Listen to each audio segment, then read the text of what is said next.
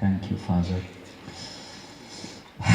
Let God's grace be upon you. Amen. My question is on that of fasting. What the Bible says about fasting. Is it right? Those as a religious group used as fasting is correct according to the Bible. Or what is the true teaching? ወንድሜ አንድ ሙሉ የትምህርት ርዕስ የሚወጣው ጥያቄ ነው የጠየቀኝ ስለ ጾም መጽሐፍ ቅዱስ ስለ ጾም ምን ይላል እና በሃይማኖቶች ውስጥ ያለው ጾምና እንዴት ነው ከመጽሐፍ ቅዱስ አንፃር ጾም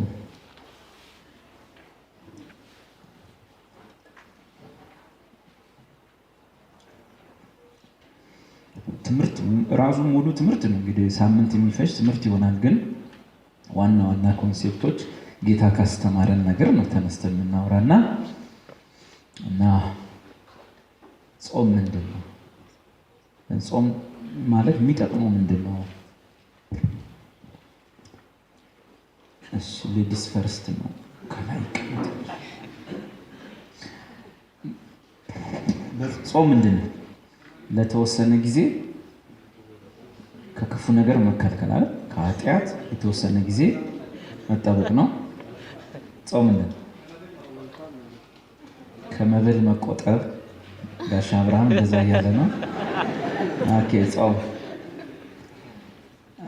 ለምሳሌ አንዳንድ ሰዎች አሁን ጾም ነገር ሊገባ ነው ብሎ ዛሬ ማታ ላይ ይጠጣል ይሰከራል ምን ነው ሲባሉ ቀበላል ለምን ከዚህ በኋላ እቺ ጾም እስክታልቅ ላይጠጣ ስታልቅ ይጀምራል ስለዚህ በእነሱ ጾም ማለት ለተወሰነ ጊዜ ከክፉ ነገር መጠበቅ ነው ግን ጾም ከክፉ ነገር መከልከል ሳይሆን ከጥሩ ነገር መከልከል ከጥሩ ነገር አማኝ ከክፉ ነገር መቼ እንዲከለከል ይፈልጋል ሁሉ ጊዜ ነው አይደል ኃጢአት ሁሉ ጊዜ እንዲከለከል ነው የሚጠበቀው እሺ አባቴ አም ፍሪ ናው ግን ጾም ዓላማው ምንድነው የሚለውን ከገባን ጾም እንዴት መጾም እንዳለብን ይላል ዓላማው ምንድነው ጾም እግዚአብሔር መንፈስ ነው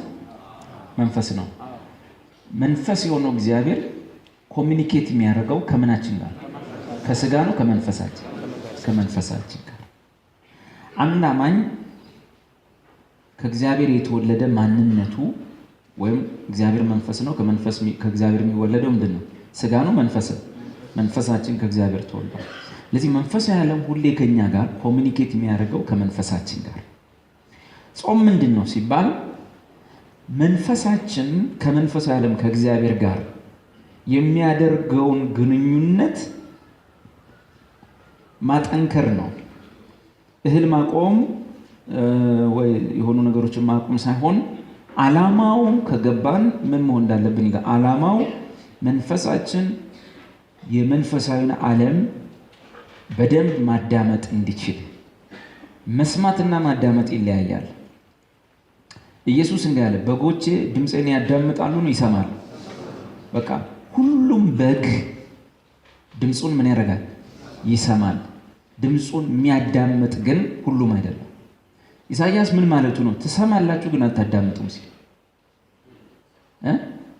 ለምሳሌ አሁን እኔን የሰማችሁን ያዳመጠ መስማት ምን ታውቃለህ ሌሎች ተጨማሪ ድምጾች አሉ አሁን ሰው ሲል ትሰማለህ የሆነ ነገር አለ እነሱን እየሰማ ነው ግን ትኩረት አሰጥ ማዳመጥ ማለት ለዛ ነገር ትኩረት በመስጠት መስማት ወይ ሬዲዮ ስትከፍቱ ዜና አንባቢ ያነበበ ነው የሆነ ነገር እያወራ ይሰማል ግን ከጀርባው የሆነ ጫጫታ አለ አንዳንዴ የሆነ አረብም ገባ ይላል አይደል ገባና የሆነ ብሎ ይወጣል ሬዲዮ ትታችኋል ሬዲዮ ሰሰሙ እንዴ የሆነ ዜናም ከተከታተል ከዛ ቲዩን ታደርገዋለህ ማለት ድምጹን በደንብ ለመስማት እውነት ይሻል የሆኑ ድምጾች ከጀርባ አለ እሺ ሬዲዮ የተዋቸው ቲቪ ኳስ የምታየው ማንቼን ማለት ህዝቡ ነገር ሲል ትሰማላችሁ የምታዳምጡት ግን ኮሜንታተሩ ነው አይደለ ኮሜንታተሩ እንደዚህ በዚህ ሮጣው በዚህ ገብቶ ሲል እሱን ታዳምጣለህ ከጀርባው ግን ምን ትሰማለህ የሰው ድምጽ ትኩረት ትሰጣለህ አሰጠም ጾም ዓላማው ማይጾም ክርስቲያን ሁሉ ዲቮትድ ሆኖ መንፈሳዊ ዓለም ለማዳመጥ የማይፈልግ ክርስቲያን ሁሉ ጾምም አልጾመም ባይብል አጠናም አላጠናም በግ ስለሆነ ብቻ የጌታን ድምፅ ይሰማል። እዚህ ውስጥ ድምፅ የማይሰማ የለም። ድምፁን ግን መለየት የጌታ ድምፅ ነው፣ ቀጥሎ ምንድን ነው፣ እንዴት ነው የሚለውን በትኩረት ለመስማት፣ በትኩረት ከመንፈሳዊ ዓለም መረጃ ለመቀበል፣ በትኩረት መንፈሳዊ ዓለም ከበፊት ይልቅ በመንፈሳችን ለመንካት፣ ከዛኛው ዓለም ጋር በደንብ ለመነካካት ስንፈልግ ምንድን ነው የምናደርገው? መንፈሳችንን እናሰለጥነዋለን። መንፈስ እንዴት ነው የምናሰለጥነው? መንፈስ እንዳይሰለጥን የሚጋፋው አንድ ነገር አለ። ምን? ስጋ። ስለዚህ ጾም ማለት እህል ማቆም ብቻ ሳይሆን ስጋችንን ደስ ከሚያሰኙና መንፈስ ላይ ተጽዕኖ ከሚያሳድ መንፈስን ሊሻሙት ከሚችሉ ነገር ስጋ ሲበረታ የሚፈልጋቸውን ጥሩ ነገሮች ሲያገኝ፣ ኃጢአት መቼስ አይደለም፣ ጥሩ ነገሮችን ሲያገኝ ስጋ ደስ ይሰኛል፣ መንፈስ ኩዌንች ያደርጋል። በዛም ሰዓት ላይ ምናደርጋለን? ስጋን ከሚያስደስቱት ጥሩ ነገሮች ከሚስቡት ሐሳቡን እየሳቡ መንፈሳችንን እንዳናሰለጥነው ከሚያደርጉ ነገሮች ስጋን እናቀበዋለን። ትንሽ ጊዜ ታቀብ እንለዋለን። ከዛ በኋላ በምንህ አንዳንድ ሰው በነገራችን ላይ ይጾማል፣ እህል ያቆማል፣ እስከ 9 ሰዓት አይበላም፣ ግን መንፈሳዊ ዓለም ጋር አይጸልይም። ልክ 9 ሰዓት ሲሞላ ከጾምክ እኮ ስራ ገብተህ ምናምን እኮ አሁን ስራ እየሰራ ነው፣ ግን እንዴት ነው የምትጾም? ከጾምክ እኮ ዓላማው በማን ፊት መሆን ነው? በእግዚአብሔር ፊት መሆን። አንዳንድ ሰው ዛሬ ምንድን ነው በቸርች ታውጇል፣ እስከ 9 ሰዓት ጾም ነው። ኦኬ እስከ 9 ሰዓት አይበላም፣ ግን ከዛ ጋር ሲጣላ ከዛ ጋር እንትን ሲል የፈለገውን የሚያምረውን ነገር ሲያደርግ 9 ሰዓት አልቋል ሰዓት ይበላል። እሱ አይደለም ጾም። ጾም ዓላማው እህል ማቆም ሳይሆን መንፈስን ማሰልጠን ነው። መንፈስን የበላይ ማድረግ ነው። ስጋህን ኮንትሮል ማድረግ ነው። ከምን? ስጋን ሊስቡ ከሚችሉ ጥሩ ነገሮች። ለምሳሌ በድሮ ዘመን ላይ የሰውን ስጋ የሚስብ ብዙ ነገር የለም። ስጋን ደስ የሚያሰኝ ብዙ ነገር የለም። ያለው ነገር ምንድነው? ጥሩ መብል መብላት ነበር። ስለዚህ ሰዎች ከጥሩ መብል ለጊዜው ስጋቸውን ያቀቡትና በመንፈስ እግዚአብሔርን ለመስማት ይሞክራሉ። መንፈሳዊ ዓለም ጋር በመዝሙር በዜማ ቃሉን በመስማት በማንበብ በማጥናት በእግዚአብሔር ፊት ይቆያሉ። ሀሳባቸውን ሰብሰብ አድርገው ከሚበክለው ነገር ትንሽ ከልከል ብለው ከነዛ ስጋቸውን የሚስበው ነገር ያን እንግዲህ ድሮ ሰዎች ስጋ መብላት፣ ጠጅ መጠጣት ነበር ማታ ተያይዘው። ስለዚህ ስጋና ጠጅ ያቆሙ ነበር። እሱ ነው በቃ የሚያጓጓቸው የድሮ ሰዎች። አሁን ግን በዚህ ዘመን ምግብ አይደለም ወሳኝ። ስጋን ደስ የሚያሰኙ ሊስቡ የሚችሉ ለእግዚአብሔር ቃል ጥናት እንዳሰጥ መንፈሳዊን ዓለም እንዳሰማ ሊጎትቱ የሚችሉ መዓት ነገሮች አሉ። ለምሳሌ አሁን እኔ ማታ እንደገባው ቴሌቪዥን ላይ ቁጭ ብለው ቴሌቪዥን CNN BBC ምናምን ስከፍት ነው ልጾም ካልኩ ምን ማድረግ አለብኝ?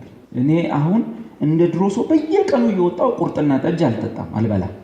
ስለዚህ ለእኔ ጾም አሁን ቁርጥና ጠጅ ማቆም ሳይሆን ምንድን ነው እግዚአብሔርን መስማት መፈልገው አንድ ሰሞን አልጀዚራን ቢቢሲን ጾሜ እስኪያልቅ ይሄ ሲኤንኤንን ቴሌቪዥን ነው እኔ ማየው። እሱን ዝግትግት አድርጌ ማን ጋር መሆን አለብኝ? እግዚአብሔር ጋር። አንዳንድ ሰው ደግሞ አለ ኮምፒውተር ላይ ከተቀመጠ ማይነሳ፣ ላፕቶፕ ላይ ቁጭ ካለ አይነሳ። እሱ ሰውዬ 3 ቀን ጾማለሁ ካለ 3 ቀን ሙሉ ከምን መታቀብ አለ? ላፕቶፑን ማቆም አለ። እዚህ ውስጥ በተመስጦ ኮምፒውተሩን እየጎረጎረ መንፈሳን ዓለም መስማት ሰው አይችልም፣ ማዳመጥ አይችልም። ለዚህ ጾም ሊረብሹን ከሚችሉ ሊስቡን ከሚችሉ ከመንፈስ ዓለም ጎትተው በዚህ ዓለም ነገር ላይ ሊማርኩን ከሚችሉ ነገሮች መታቀብ ነው። አሁን አንድ ጥቅስ ያሳያቸው። ኢሳይያስ 58 አይሁዶች ጾም ማለት ለተወሰነ ቀን ከምግብ ማቆም መስሏቸው ሰውነታቸውን አድቅቀው በረሃብ ከስተው አፋቸው ኩበት መስለው አፋቸው እየሸተተ አንዳንድ ሰው እንዲህ ሲጾም አይታል ጉስቁልቁልቁልቁል ብሎ አፉ ሁሉ ይሸታል። ለምን ሲባል እንደዛ መሆን ጾም ስለመሰላቸው ኢየሱስ እንዲህ አለ። እሱን የሚጾሙት ግብዞች ናቸው። የግብዞች ጾም ከውጭ ይታወቃል፣ ገና ስታየው እንደ ጾም ላይ እንዳለ ይታወቃል አለ ኢየሱስ። አንተ ግን በጾም ጊዜ ምን በል? ራስን ተቀባ። ምን ማለት ነው? ልክ በቃ በልቶ ጠግቦ እንደወጣ ሰው ሆነ ራስህን አርግ። ራስን ጠብቅ፣ ጤናን ጠብቅ፣ ጥርስን ቦርሸው፣ መጎሳቆል የለብህም። ጉስቁልና በአጠቃላይ አይፈቀድ። ኢሳይያስ 58 ላይ ያሉ ሰዎች ችግራቸውን ከእህል አቆመው ሰውነታቸውን አጎሳቅለው ቢሉ እግዚአብሔር መልስ የለውም። ከዛ እግዚአብሔር እንጾማለን አትመለከተንም፣ ሰውነታችንን እናዋርዳለን እንጸልያለን አሰማንም። ምንድን ነው እግዚአብሔር እኔ የምፈልገው ጾም አለና እግዚአብሔር የሚፈልገው ጾም ዝርዝር ውስጥ ምግብ ማቆም የሚል የለም። እናነበው። እግዚአብሔር የሚፈልገው ጾም ምግብ አንተ በተጨማሪ ልታቆመው የምትችለው ነገር ነው። እግዚአብሔር ባስቀመጠው ጾም ውስጥ ግን ለምሳሌ አንዳንድ ሰው ጾም ማለት ከጠጅና ከስጋ ማቆም ነው። ጥቅስ ትንቢተ ዳንኤል ማን ነው? እዛ ላይ ዳንኤል እንዲህ አለ፣ በእግዚአብሔርም ፊት እጾምና ጸልይ ነበር፣ ጠጅና ስጋም ባፌ አልገባም አለ። ጾሙን እስኪጨርስ ዳንኤል ነው ያለው። ዳዊትም ሰውነቴን አዋረድኳት ይላል። ኢየሱስ መጣና ሰውነትን ማዋረድ ማጎሳቆል አይደለም ዋናው አለ። በኢሳይያስ 58 ላይ ደግሞ እህል ማቆም አይደለም የጾም ዋና ግቡ።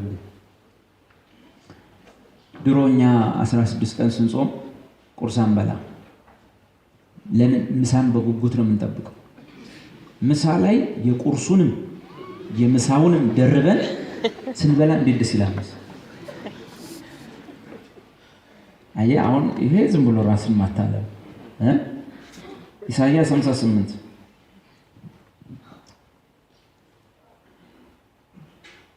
ስለምን ጾምን? ቁጥር 3 ስለምን ጾምን አንተም አልተመለከትከንም፣ ሰውነታችንን ስለምን አዋረድን አንተም አላወክም ይላሉ። እነሆ በጾማችሁ ቀን ፈቃዳችሁን ታደርጋላችሁ። ትበላላችሁ አይደለም፣ ታደርጋላችሁ። ምን?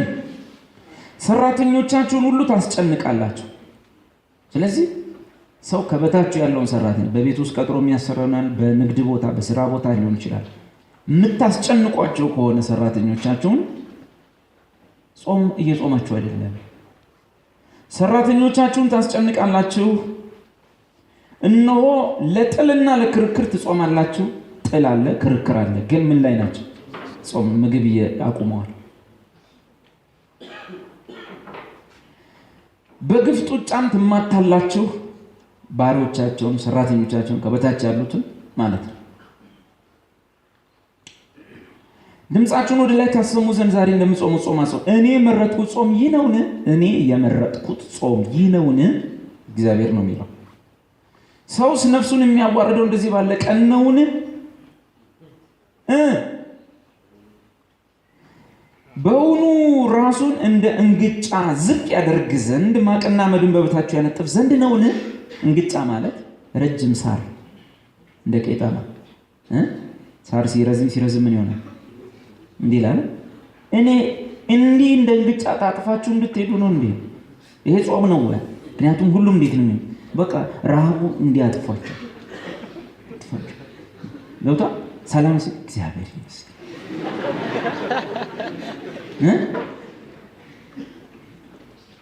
አፉን ሸታሃል፣ ጸጉሩ ዝብርቅርቅ ወጥቷል፣ ሰውነቱን አይታጠብም፣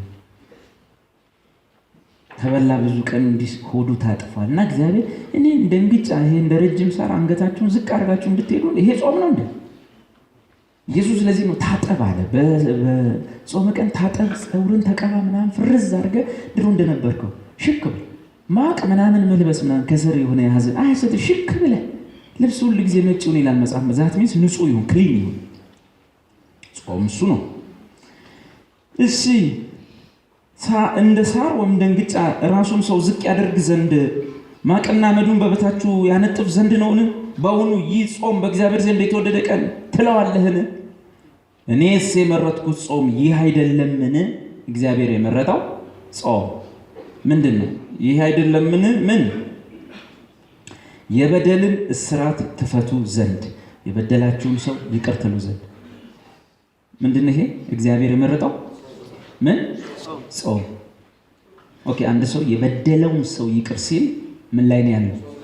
ጾም ላይ ነው ያለው። እቺ ዓለም ከምትበላው ነገር አልበላም እያለ፣ ክፉ ሰዎች ከሚካፈሉት አልካፈልም እያለ የሰይጣንን ባህሪ እየጾመ ነው ማለት ነው። ከሰይጣን ባህሪ የሰይጣን ባህሪ ነው እልከኝነት፣ ነፍሰ ገዳይነት፣ ጥላቻ፣ ምቀኝነት የሰይጣን ባህሪ ነው። ከዚህ የጾመ ይቅር ባይነት የእግዚአብሔር ሕይወት ነው። እሺ የበደልን እስራት ትፈቱ ዘንድ የቀንበርን ጠፍር ትለቁ ዘንድ ማለት ያስጨነቃቸዋቸው ሰዎች ካሉ የተጨነቁ በእናንተ ምክንያት ካሉ ኦኬ ምሬሃለሁ በቃ ተው ትል ዘንድ አይደል ይሄ ጾም ነው። ያስጨነቀ ሰው የተጨነቀ ሰው ካለ አንተ ያስጨነቀው ወይም ደግሞ ሁኔታዎች ያስጨነቁት ሰው ካለ ያን ጭንቁን ሼር ስታደርግ ስትፈታ ስትካፈል ችግሩ ያን ሰው ስትረዳው እሱ ጾም ነው። እግዚአብሔር የመረጠው ጾም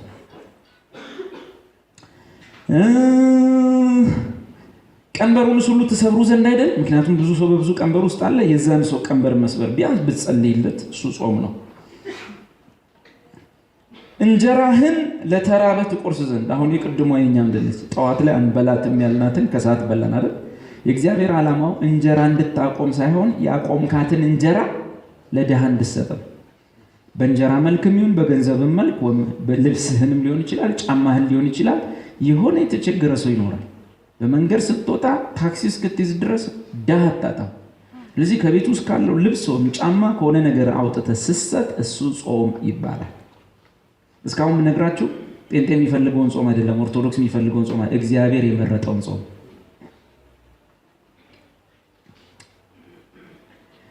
እንጀራህን ለተራበ ትቆርስ ዘንድ ስደተኞችን ድሆች ወደ ቤት ታገባ ዘንድ የተራቆተውን ሰው ብታይ ታለብሰው ዘንድ ከስጋ ዘመድም እንዳስሸሽግ አይደለም ምን ይሄ እኔ የመረጥኩት ጾም ነው አለ እግዚአብሔር። እሺ እንዲህ ሆኖ ይሄን አሟልተህ እህል አቆመህ እህሉን የምታቆመት ለራስህ ጥቅም ነው ለእግዚአብሔር አይደለም። ማለት እስቲ ስጋዬን ትንሽ ኮንትሮል አድርገው እሱ እንደሆነ ሲሞላለት ሲሳካለት ደግሞ ይዞ ጎትቶ የሆነ ቦታ ይወስደኛል ብለህ ከሆነ እንደው እህሏን የምታቆመው ጥሩ ነው፣ እግዚአብሔር ባያስቀምጣት። በተረፈ እህል አቁመን እነዚህን ካላሟላ እየጾምክ ሳይሆን እነዚህ ሰዎች የጾሙትን ጾም ነው ይጮሃል፣ ምንም ውጤት አይኖርም። እንዲህ ከጾምንስ እንዳሁኑ ከጾምን ቁጥር 8 የዚያን ጊዜ ብርሃንህ እንደ ንጋት ይበራል፣ ፈውስህም ፈጥኖ ይበቅላል፣ ጽድቅህም በፊት ይሄዳል፣ የእግዚአብሔርም ክብር በኋላ ሆኖ ይጠብቃል። የዚያን ጊዜ ትጠራለህ፣ ጸሎት ቀጥሏለሁ፣ እግዚአብሔርም ይሰማሃል። ትጮሃለህ፣ እርሱም እነሆኝ ይላል። ከመካከል ቀንበርን ብታርቅ ማለት ሰዎችን መጨቆን ሰዎችን መግፋት ካቆም ጣትህንም መጥቀስ ብትተው። ምንድነው ጣት መጥቀስ? በሰው ላይ መኮነን መፍረድ። የማይረባ ሰው መሰለ ያችን ጋዳለ ማይረቡ ማትረባ እኔ እኮ ጥሩ ሰው ነኝ እነሱ ግን ጥሩ አይደሉም። ያቺ ያ ጣትን መጠንቆል ካቆምክ ጣትን መጥቀስ ብትተው ደግሞ ባታንጎራጉርም። ማንጎራጉር ማለት በእግዚአብሔር ላይ ማለት ነው። ምንድነው እግዚአብሔር በገድልኝ ወይ ባልፈጠረኝ የሚል ሰው አለ። ጾምን እያበላሽ ነው። ጳውሎስ ምን አለ? ሌሎች እንዳንጎራጎሩት አታንጎራጎሩ፣ ያንጎራጎሩት በአጥፊው ጠፍተዋልና። እኛ የተጠራ ነው ለምንድን ነው? ቆላስይስ ስናጠና ነበር ለምስጋና። በቃ አጣህም አገኘህም ፈረጥክም ቆምክም በቃ ለማመስገን የተጠራው ማመስገን ነው ማለት ነው። ባታንጎራጉርም ነፍስህን ለተራበ ብታፈስ የተጨነቀውንም ነፍስ ብታጠግብ ብርሃን በጨለማ ይወጣል፣ ጨለማህም እንደ ቅጥር ይሆናል። እግዚአብሔር ሁልጊዜ ይመራሃል፣ ነፍስህን በመልካም ነገር ያጠግባል፣ አጥንትህን ያጠናል። አንተም እንደሚጠጣ ገነት ውሃውም እንደማያቋርጥ ምንጭ ትሆናለህ። ከድሮ ዘመን የፈረሱት ስፍራዎች ይሰራሉ፣ የብዙ ትውልድ መሰረት ይታነጻል። አንተም ሰባራውን ጠጋኝ የመኖሪያ መንገድ አዳሽ ትባላለህ። እንዲያነት ጾም ከጾም ለዚህ ጾም ከእስላም አይቀዳም፣ ከኦርቶዶክስ አይቀዳም፣ ከጴንጤ አይቀዳም፣ ከእግዚአብሔር ይቀዳል ማለት ነው። ይሄ ነው በእነዚህ ሰዓት ላይ ከምትወደው እህል የምትከለከለው። ድሮ የሚወዱት ስጋና ጠጅ ስለነበረ ነው። እኛ መጀመሪያ ጠጅ ተራም አንደርስም። ከምትወዳቸውና ሊስቡ ከሚችሉ ነገሮች የምትቆጠበው ስጋ መንፈስህን እንዳይጫነው። ሌላ ጾም እግዚአብሔርን ወደኛ አያቀርበውም፣ እኛም ወደ እግዚአብሔር ያቀርበን ይሆናል። ጾም እግዚአብሔርን አይጨምርም አይቀንስም። እግዚአብሔር እኛ ስንጾም ጾምምና ጸሎት እግዚአብሔርን ከነበረበት ምንም አይጨምሩትም፣ ምንም አይቀንሱበትም። አንተ ግን እግዚአብሔር በክርስቶስ ወደ ፈቀደልህ መብቶች እንድትደርስ ያደርገዋል። እስቲ አንድ ምሳሌ ልንገራቸው። ኢየሱስ ክርስቶስ ለሐዋርያት አጋንንት አውጡ አላቸው። ብዙ አስወጡና አንዱ ጋር ሲደርሱ አልወጣ አለ። ኢየሱስ መጣና አስወጣው። ከዛ ሐዋርያት መጡና ጌታ ሆይ እኛ ያላወጣ ነው አንተ ልታወጣ ቻልከው እንደምን ሲባል ኢየሱስ ምን አለ? ይህ ወገን ይሄኛው ወገን ዚስ ካይንድ ማለት ይህ ወገን በጦም እና በጸሎት ካልሆነ አይወጣም አላቸው። እንዴት ነው? ኢየሱስ አጋንንትን በምን ያውጡ ነው ያለው? በስም ያውጡ ብሎ ላካቸው። ስም ቢሉ አልወጣ አለ። ኢየሱስ መጣና ውጣ ሲለው ወጣ። በጦም በጸሎት ካልሆነ በስተቀር አይወጣም ይሄኛው ወገን አላቸው። ወገን ስላለው ጾሙ ምንድን የሚጠቅመው? እነዚህ ሰዎች አሁን እሺ ብለው ጾም ጸሎት ይዘው በኢየሱስ ስም ሳይሆን ስለ ጾሙ ሄደው ውጣ ቢሉት ይወጣል? አሁንም ጾሙም ጸለዩም የሚያስወጡት በማን ስም ነው? አሁንም ሄደው የሚጠሩበት። ታዲያ ምንድን ነው? ቅድምም በኢየሱስ ስም ብለዋል አልወጣም። አሁን ጾሞ ሲመጡ በኢየሱስ ስም ሲሉት የጠሩት ስም ያው ነው፣ ወጣ። ምንድን ነው? ጾምና ጸሎቱ የኢየሱስን ስም አጠንክሮታል። ስሙ የበለጠ የሆነ ካለው ኃይል ጨመራል። የኢየሱስ ስም ጨመራል። የኢየሱስ ስም ይጨምራል። አንተ ስትጾም ስሙ ይጨምራል። ኢየሱስ ክርስቶስ ትላንትም ዛሬም ለዘላለም ያው። ታዲያ ለምንድን ነው እንደዚህ? እርኩሳን መናፍስትን አንድ አማኝ የሚያዘው በስጋ ጥበብ ሳይሆን በመንፈስ ነው አይደለ? መንፈስህ ነው ውጣ የሚለው። በመንፈስ ቅዱስ ውስጥ ሆነ ነው የምታዘው እንጂ በስጋ ሆነ አይደለም።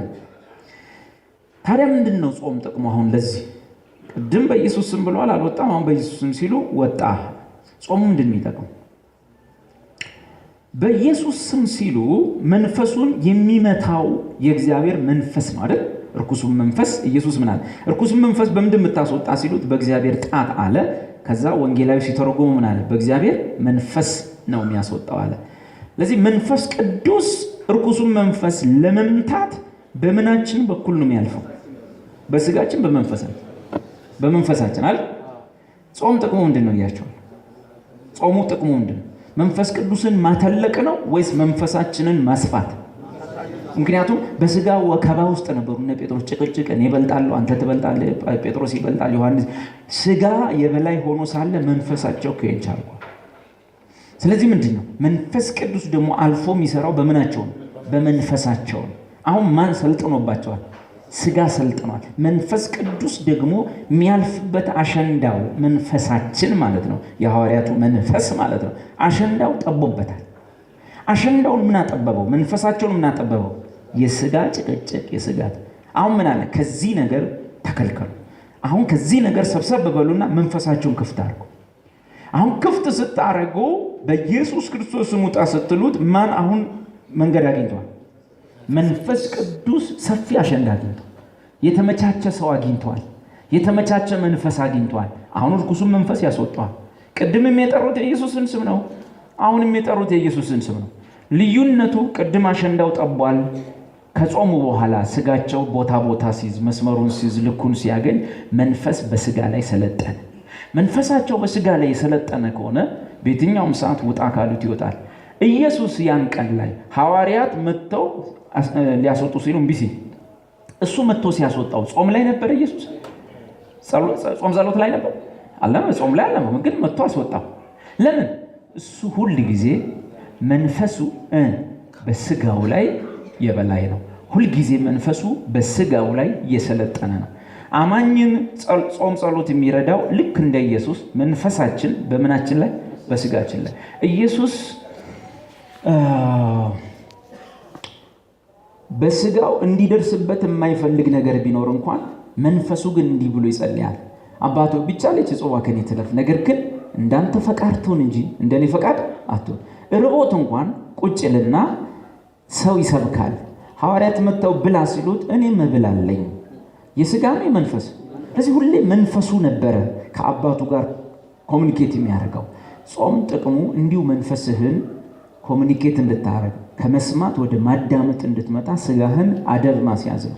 አደብ የምታስይዘው ደግሞ ከኃጢአት ሳይሆን ስጋህን ሊቀሙህ የሚችሉ ሀሳብን ሊሰርቁ ከሚችሉ ነገሮች ኮምፒውተር የሚወድ ከኮምፒውተሩ ለነዛ ቀናት ጥሩ በጣም የምትወደው ምግብ እሱን ካልበላህ የሚያም ከሆነ እንዲሁም ካልበላ ቀር እሱን እያሰብክ ከልከል። እንደኔ ደግሞ ቴሌቪዥን የሚወድ ካለ ቴሌቪዥኑን አጥፍቶ ከሆነ እሱ ጾም ይባላል፣ እንደ ኢሳያስ ላይ ማለት ነው። እንግዲህ ረጅም ትምህርት ነው፣ ግን ባጭሩ ነው።